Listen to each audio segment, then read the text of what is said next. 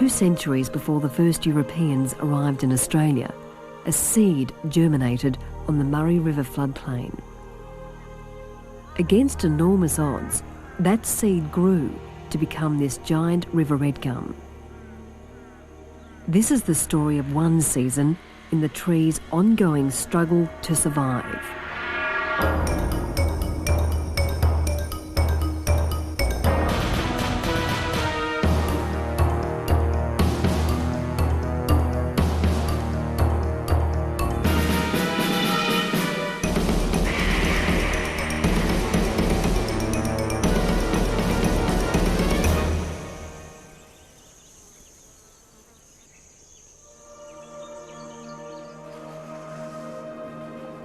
Born in flood, this 400-year-old river red gum has been waiting at least 20 years to consign its seed to the floodwaters of Australia's greatest river. But floods are now rare. The most familiar of Australia's 800 eucalypts, river red gums grow from the tropical north to the temperate south, but always close to water.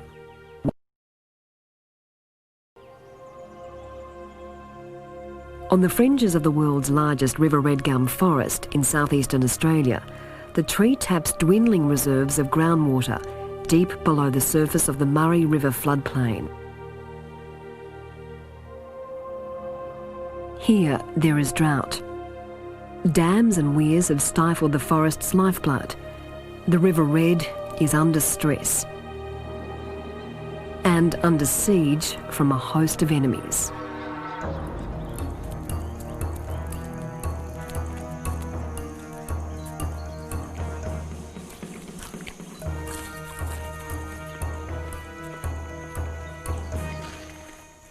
An animal may fight or flee, but the river red moored in the floodplain can only confront its foes.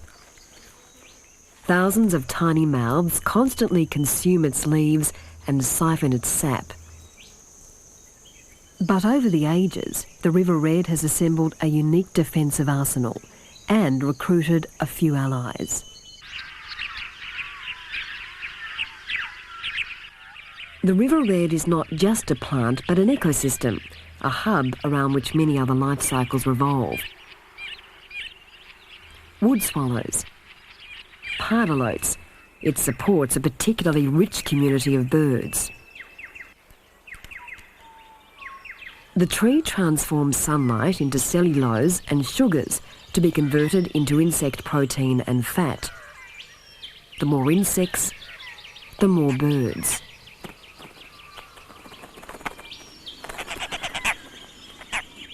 The river red not only provides food but shelter. Now, in middle age, the tree is full of hollows that make perfect nursery chambers for possums and birds.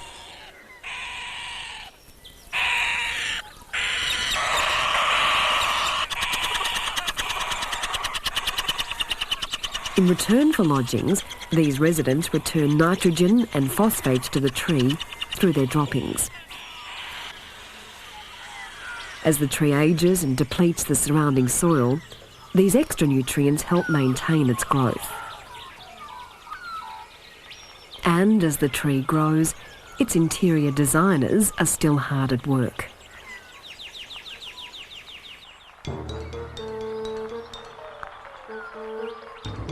A mature tree may host 1 million termites, 1 million mouths scattered through its interior, working as one. The 4-kilogram colony may consume up to 3 times its weight in wood each year. In time, the tree's trunk and boughs become riddled with hollows. And as the termites move on, the animals move in. Friend and foe dine on the leaves, sap and nectar of this living larder. But the tree has ensured that nobody enjoys a free lunch. A sticky wax coating the young, nutrient-rich leaves clogs the claws, antennae and jaws of leaf beetles, slowing their feasting. They can waste precious time and energy cleaning it off or go elsewhere.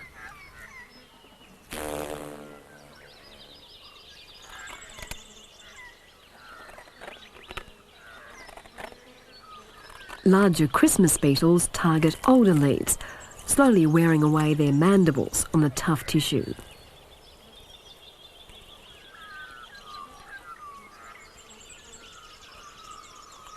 In this endless biological war, the tree counters other predators with its chemical defences. Glands of toxic eucalypt oil stud its leaves, while tannins make leaf proteins difficult to digest. But strategy is met with counter-strategy. The larvae of leaf skeletonizing insects feed delicately, avoiding the oil glands and tough veins.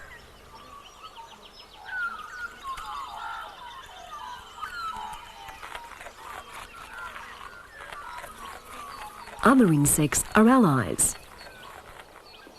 An assassin bug is on the prowl.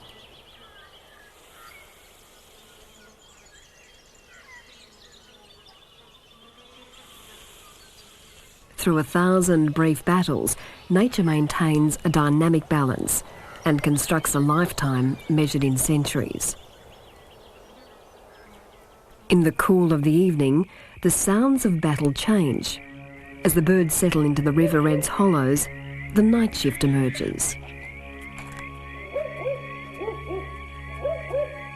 Sugar gliders have marked out the river red as their territory. Families of up to 7 may share a hollow.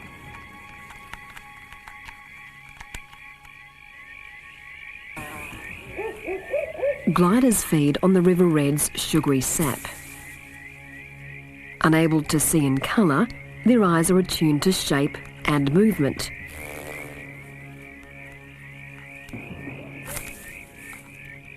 They snack on camouflaged insects that have eluded the feathered day shift.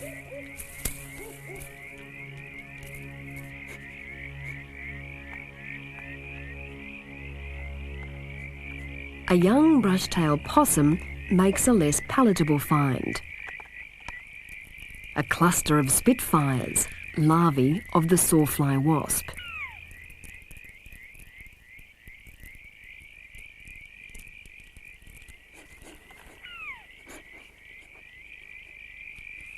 Spitfires are well named. Disturbed, they ooze a noxious concentrate of eucalypt oil. Spitfires use the tree's own most potent weapon. The toxic oil protects them as they feed on its leaves.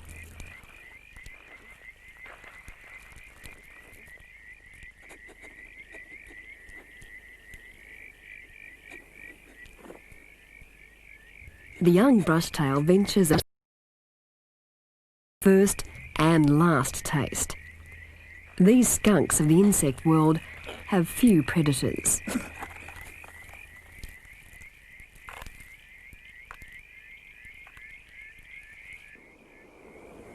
A much larger leaf eater has also pierced the tree's chemical defences.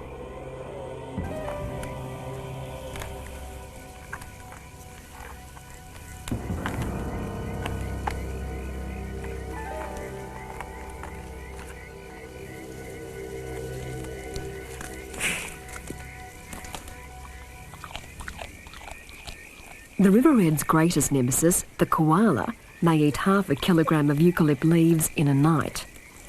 It ferments them in the longest gut of any Australian marsupial.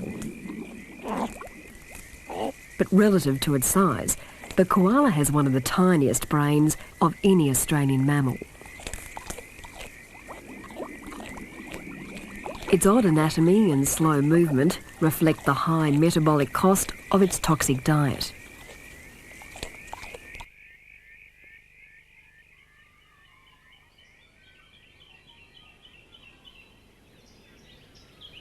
At dawn, after 4 hours feasting, the koala is full and ready to spend the next 20 hours sleeping while it digests its meal, hardly a routine requiring a big brain.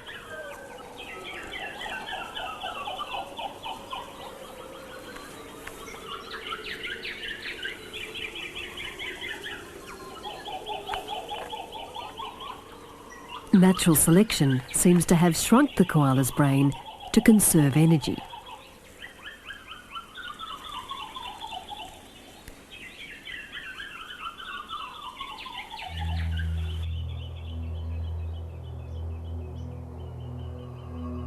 To human eyes, the forest may seem timeless and permanent, but the river reds face a constant struggle to exist and reproduce their kind. They survive by resisting their enemies and supporting their defenders.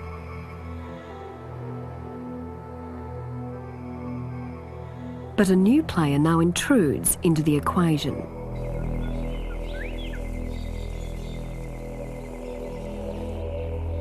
Against this predator, the river red has no defence.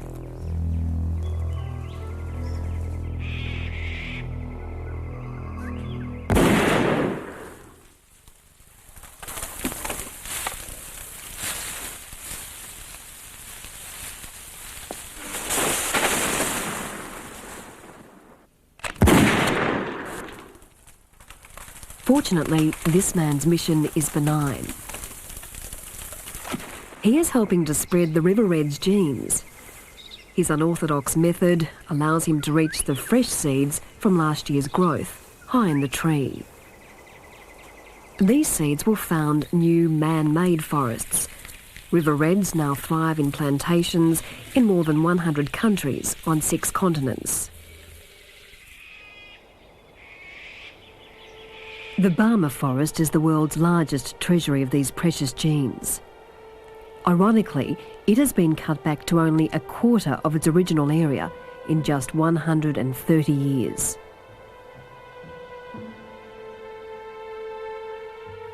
Axemen felled the forest's giants last century. Paddle steamers plying the river devoured the hard red wood. It made ideal railway sleepers, bridge piers, pylons. And all the while on the forest's fringe, farms ate into the fertile floodplain.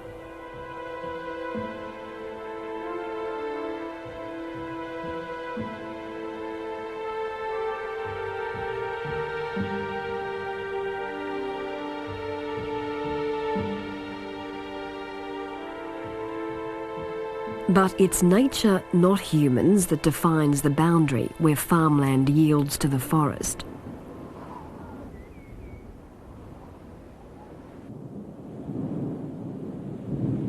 This year, those who have crossed it will be reminded of the risks.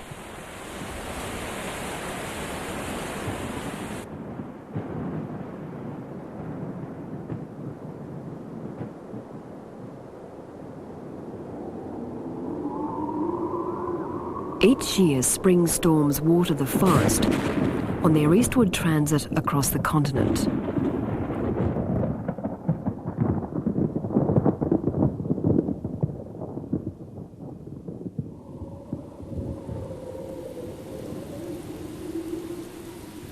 This storm is slow-moving and unusually intense. It breaks on the slopes of the Great Dividing Range, 200 kilometres to the east, and then flows backward towards the floodplain.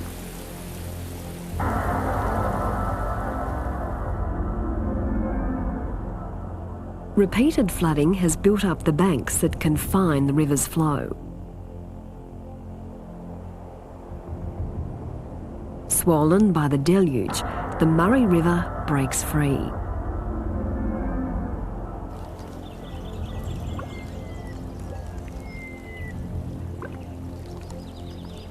The river sends exploratory tendrils down through the forest.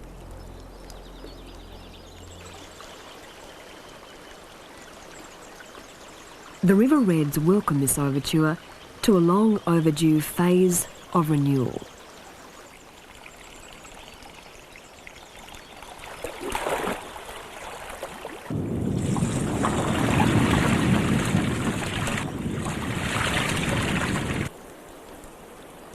But for life on the forest floor, the transition is catastrophic.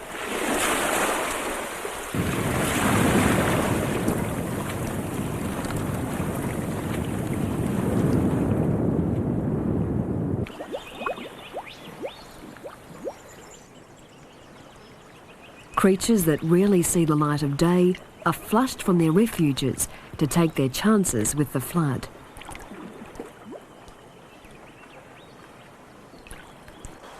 As it courses through the forest, the water mobilises and redistributes nutrients.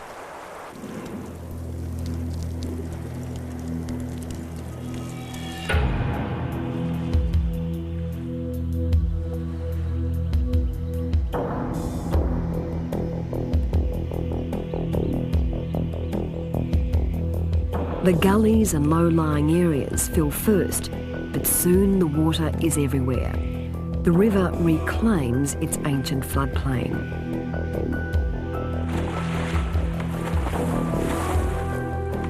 The rapidly rising water catches lowlanders unprepared.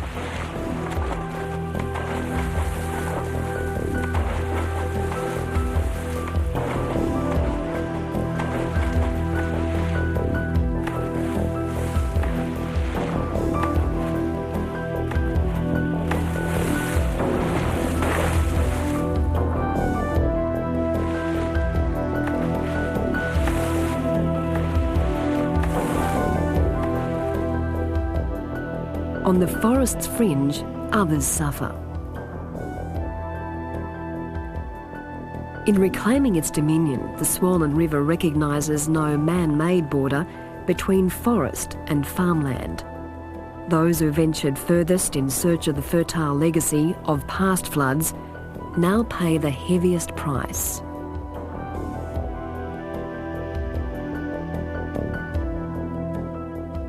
Adapted to long immersion, the river reds begin pumping water into their canopies, fueling vigorous new growth.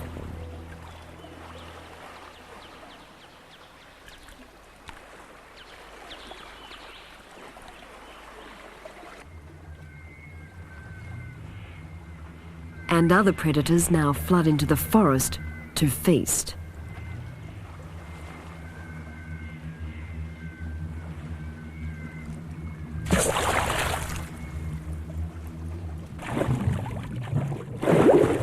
Instead of birds, hungry perch now glide between the trees in search of insects. Along the river's drowned banks, enormous fish seek protection amid the redgum's exposed roots and prepare to breed. The Murray cod, the largest of Australia's freshwater fish.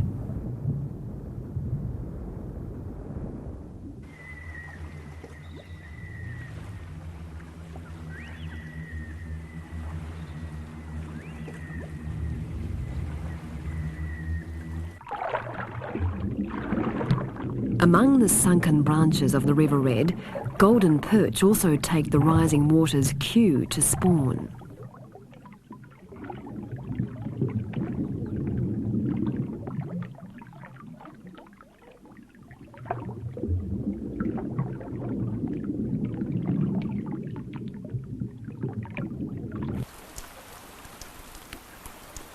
In 24 hours, the hovering storm dumps 1 billion tonnes of water over a region already saturated by record spring rains. Huge tracts of northeastern Victoria are underwater tonight in the region's worst floods on record.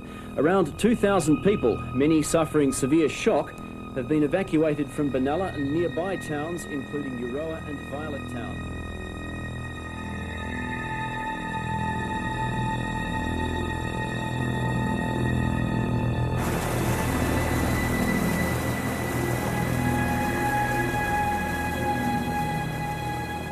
Upstream, the dams overflow. For the first time in more than a decade, the Murray breaks its bonds. In places, it's now several kilometres wide.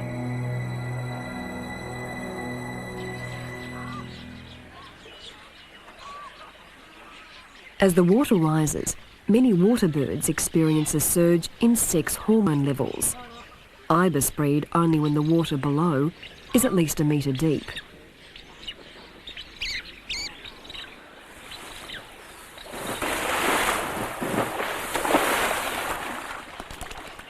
Trapped in a watery maze, kangaroos struggle to reach the few remaining patches of high ground.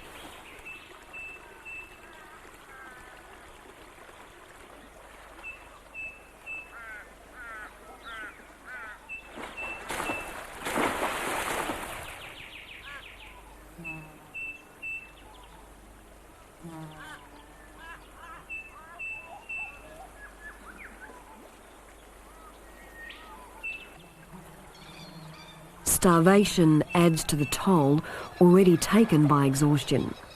The river red's tough, tannin-laden bark is no substitute for green grass. For others, the flood is a small inconvenience. Koalas rarely descend to the ground, travelling above the flood where the forest's branches interlace. Finally, for the forest and most of its residents, a time of plenty is coming.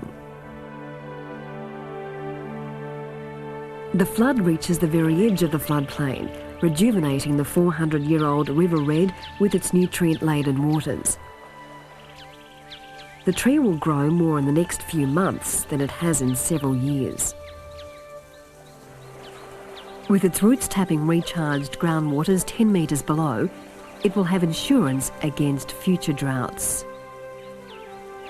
And at last, from its canopy, it consigns a precious rain of millions of tiny seeds to the floodwaters, to a chance at life.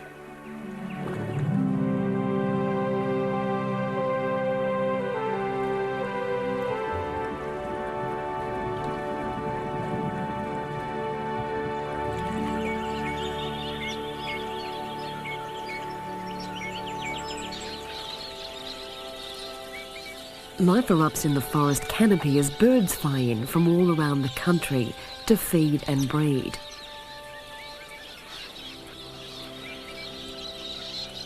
Kookaburras pair up with their mates from seasons past, as do red-rumped parrots.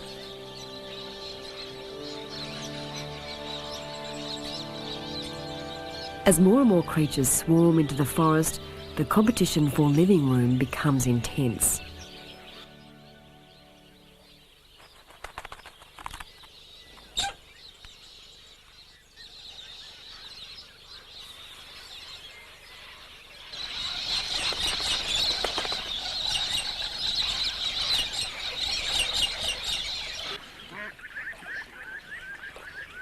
The floodwaters teem with crustaceans, insects and fish. A feast to invest in the next generation.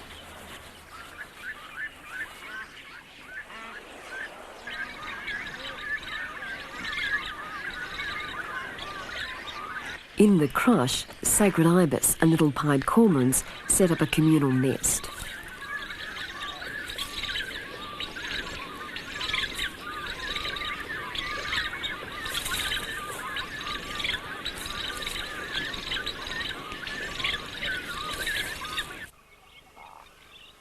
As the river retreats, the floodplain experiences its own renaissance. It explodes with colour, and the air is full of insects. Already the River Red is preparing for its next cycle.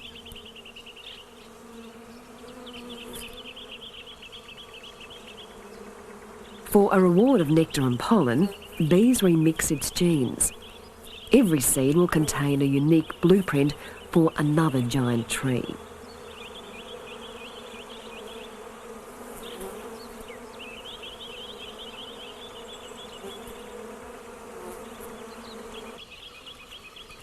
After a lull in the battle, the flood's wealth begins to trickle down through the forest's economy.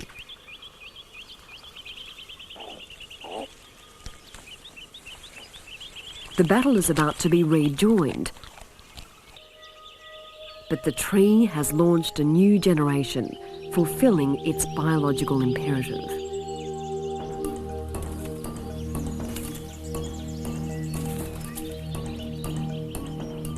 Seed harvesters will steal billions of seeds lodged in the mud, yet millions will still germinate.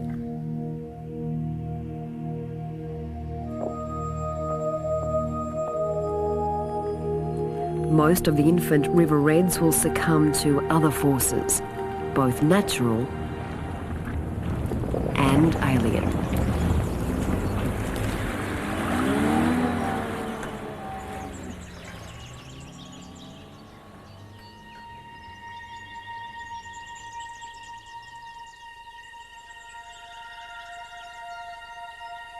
4 centuries ago, the river red was itself a seedling.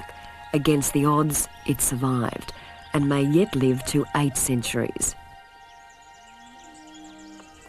In all this time, only a few of its seedlings will survive to become travellers in time like their great parent.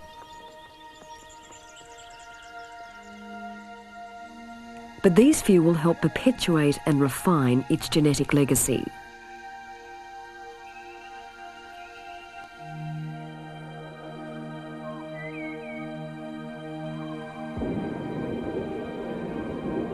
For now, in the face of all the forces ranged against it, the Barmah Forest endures. Time and tide, its natural allies.